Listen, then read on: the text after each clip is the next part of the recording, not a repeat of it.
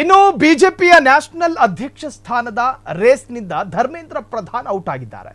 ಚುನಾವಣಾ ರಾಜ್ಯಗಳಿಗೆ ಇನ್ಚಾರ್ಜ್ಗಳನ್ನು ನೇಮಿಸಿದ ಬಿಜೆಪಿ ಹೈಕಮಾಂಡ್. ಬಿಜೆಪಿಯ ರಾಷ್ಟ್ರೀಯ ಅಧ್ಯಕ್ಷ ಸ್ಥಾನದ ರೇಸ್ನಲ್ಲಿ ಧರ್ಮೇಂದ್ರ ಪ್ರಧಾನ್ ಇದ್ರು, ಅವರು ಔಟ್ ಆಗಿದ್ದಾರೆ. ಸಂಘ ಪರಿವಾರದ ಹತ್ತಿರದ ವ್ಯಕ್ತಿತ್ವ.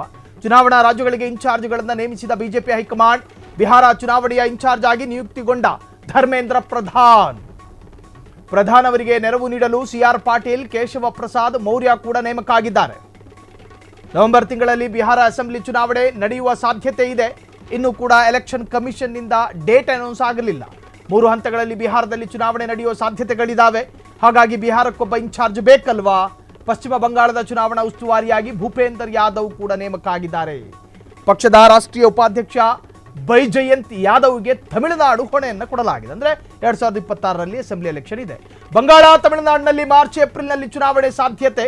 ಅದರ ಹಿನ್ನೆಲೆಯಲ್ಲಿ ನೇಮಕ ಇನ್ಸ್ಟಂಟ್ ಆಗಿ ಆಗಿದೆ. ಬಿಜೆಪಿ ರಾಷ್ಟ್ರೀಯ ಅಧ್ಯಕ್ಷ ಸ್ಥಾನದ ರೇಸಿಂಗ್ನಲ್ಲಿ ಧರ್ಮೇಂದ್ರ ಇದ್ರು, ಅವರೀಗ ಔಟ್ ಆಗಿದ್ದಾರೆ ಎನ್ನುವಂತಹ ಮಾಹಿತಿ ಇದೆ. ಬಿಜೆಪಿ ಬಲಕ್ಕೆ ವಾಲ್ತಾ ಇದೆ ಅಂತ ಹೇಳಿ ನಾವು ಚರ್ಚೆ ಮಾಡಿಕೊಳ್ಳುವ ಹೊತ್ತಲ್ಲಿ ಸಡನ್ ಎಡಕುವಾಲ ಒಂದು ಗುಣ ಇದೆ ಬಿಜೆಪಿಗೆ.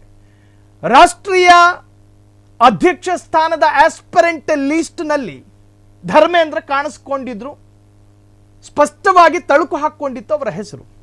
ಆದರೆ ಆ ರೇಸ್ನಿಂದ ಹೊರಬಿದ್ದಿದ್ದಾರೆ ಧರ್ಮೇಂದ್ರ. ನಿಮಗೆ ಗೊತ್ತಿರೋ ಹಾಗೆ ಸಂಘ ಪರಿವಾರದ ಎಲ್ಲ ಆಕ್ಟಿವಿಟೀಸ್ಗಳಲ್ಲೂ ತೀರಾ ಹತ್ತಿರದಲ್ಲಿ ಗುರುತಿಸಿಕೊಳ್ಳುವಂಥ ಒಂದು ವ್ಯಕ್ತಿತ್ವ.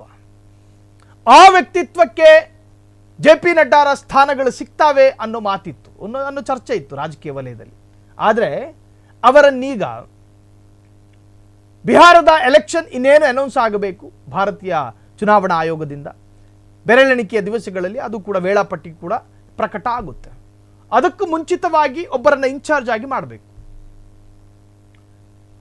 ಆ ಇನ್ಚಾರ್ಜ್ ಸ್ಥಾನಕ್ಕೆ ಧರ್ಮೇಂದ್ರರನ್ನ ಆಯ್ಕೆ ಮಾಡಿಕೊಳ್ಳಲಾಗಿದೆ.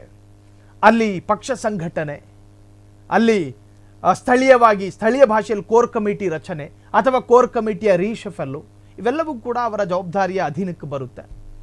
ಜೊತೆಗೆ ಅಲ್ಲಿ ಆಡಳಿತ ವಿರೋಧಿ ಅಲೆಗಳೇನಾದರೂ ಇದ್ರೆ ಅದನ್ನು ಸರಿಪಡಿಸುವಂತಹ ಕೆಲಸ.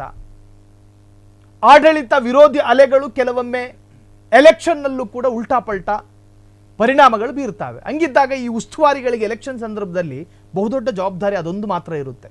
ಆಡಳಿತ ವಿರೋಧಿ ಅಲೆಗಳು ಈಗ ಬಿಜೆಪಿಗೆ ಅನುಕೂಲಕರವಾದಂತಹ ಪಕ್ಷಗಳು ಅಲ್ಲಿ ಅಧಿಕಾರದಲ್ಲಿದ್ದರೆ ಆಡಳಿತ ವಿರೋಧಿ ಅಲೆ ಬರಬಾರ್ದು ಅನ್ನೋ ತರಹದಲ್ಲಿ ಕೆಲಸಗಳಾಗಬೇಕು. ಒಂದು ವೇಳೆ ವಿರೋಧ ಪಕ್ಷದವರೇನಾದರೂ ಆಡಳಿತ ಮಾಡ್ತಾ ಇದ್ರೆ ವಿರೋಧಿ ಅಲೆಗಳು ಸೃಷ್ಟಿ ಮಾಡಬೇಕು ಇನ್ಚಾರ್ಜ್ಗಳು.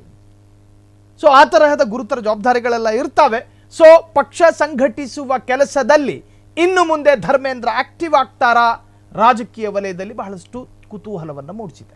ಕ್ಷಣ ಕ್ಷಣದ ಸುದ್ದಿಗಳಿಗಾಗಿ ಫ್ರೀಡಂ ಟಿವಿ ಸಬ್ಸ್ಕ್ರೈಬ್ ಮಾಡಿ, ಲೈಕ್ ಮಾಡಿ ಹಾಗೂ ಫಾಲೋ ಮಾಡಿ. ಹೊಸ ಸುದ್ದಿಗಳ ನೋಟಿಫಿಕೇಶನ್ಗಾಗಿ ಬೆಲ್ ಐಕಾನ್ ಮೇಲೆ ಕ್ಲಿಕ್ ಮಾಡಿ.